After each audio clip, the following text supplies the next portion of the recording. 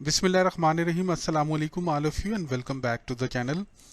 Today the item that we are going to discuss about is think of the devil and devil is here. Think of the devil and devil is here का मतलब क्या है और किन situation के अंदर use करते हैं. To know about these all things, please stay tuned with the video. देखिए, think of the devil and devil is here का मतलब ये होता है when talking about a certain person, that person appears. यानी कि आप किसी बंदे की बात कर रहे हैं और अचानक से अनएक्सपेक्टेडली वो बंदा आ जाए. For example, did you see him today? क्या तुमने आज उसे देखा है? ओ देर ही कम, लो वो आ भी गया. Think of the devil and devil is here. लो, शैतान का नाम लिया और शैतान हाजिर हो गया. मतलब इसका ये है कि अभी मैं उसका जिक्र ही कर रहा था, वो ऊपर से आ गया. होता ये नेगेटिव सेंस के अंदर ही है. इसको ये भी कहते हैं लोग speak of the devil. Just यानी कि think of the devil and devil is here की जगह स्पीक ऑफ द डेवल भी कहा जा सकता है.